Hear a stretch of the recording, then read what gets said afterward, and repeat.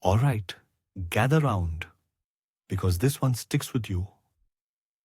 This is the story of the girl who never checked out. It's a tale whispered among night auditors, a legend passed down in hushed tones behind the front desk of the grand old Crestwood Hotel. They say her spirit still roams those halls, forever a guest with an unpaid bill. The Crestwood. Oh, it was magnificent in its day. Built back in the roaring 20s, all art deco glamour and jazz age extravagance. I worked there a few years back, graveyard shift, mostly answering phones and making sure the lobby didn't spontaneously combust. It was a pretty easy gig, right up until I heard about room 313. Room 313 was always cold, bone-chilling, even in the dead heat of summer.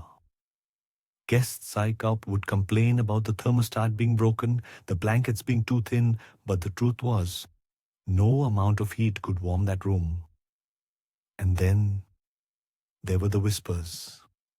Faint, like someone was right next to you, breathing on your ear, just out of sight.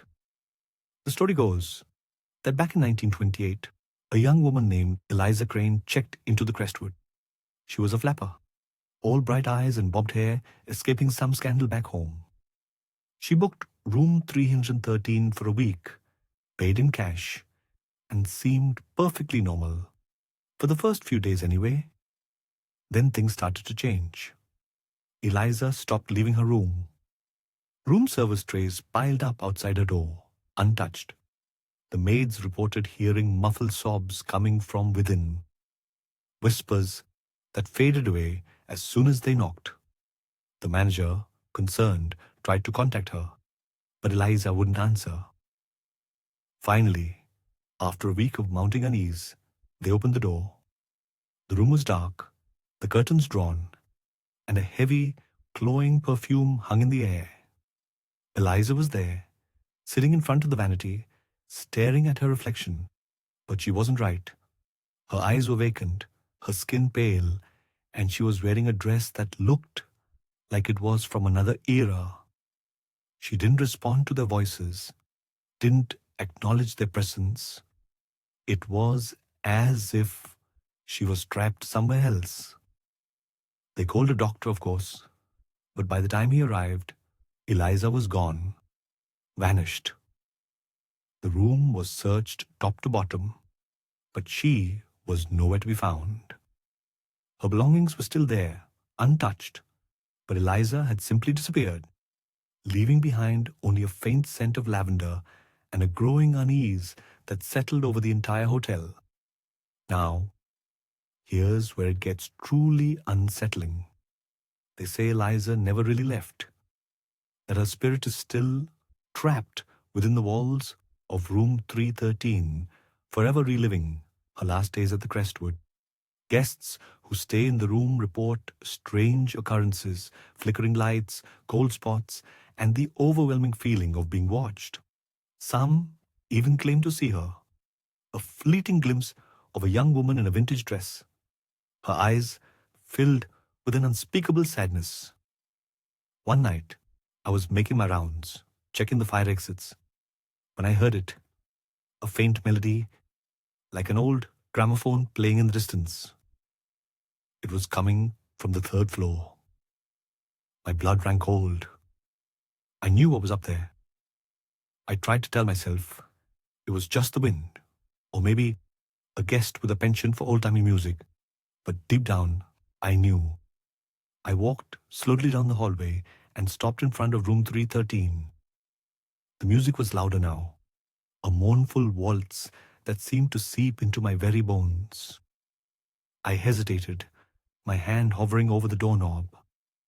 I knew I shouldn't open it, that nothing good could come from disturbing whatever was inside. But curiosity, that insatiable human flaw, got the better of me. I took a deep breath and turned the knob. The room was dark, just like the stories said. The air was heavy, thick with the scent of old perfume. And then I saw her, standing in front of the vanity. Her back to me, a figure bathed in the faint moonlight filtering through the curtains. She was wearing a long, flowing gown, her hair piled high on her head. It was Eliza. I couldn't move, couldn't speak. I was frozen in place, paralyzed by fear. She slowly turned around, her face pale and gaunt, her eyes hollow and filled with a profound sorrow. She didn't say a word, didn't make a sound. She just stared at me, her gaze piercing my soul. Then, just as quickly as she appeared, she was gone, vanished into thin air, leaving behind only the lingering scent of lavender and the faint echo of the waltz. I didn't sleep a wink that night. I spent the rest of my shift huddled behind the front desk, jumping at every creak and shadow. I never went near room 313 again, and I eventually quit the Crestwood, unable to shake the image of Eliza's haunted eyes from my mind. So, the next time you find yourself staying in an old hotel, remember the story of Eliza Crane. Remember the girl who never checked out. And if you happen to be assigned room 313, well, maybe ask for a different room. You never know who might be waiting for you. There are two things I learned from my time at the Crestwood. One, some doors are better left unopened. And two, always, always pay your bill. Do you believe in ghosts? Have you ever had a similar experience? Share your thoughts and stories in the comments below. And if you enjoyed this tale, be sure to like and subscribe for more chilling stories. Who knows?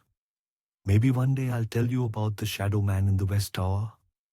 Until then, sleep tight, or maybe don't.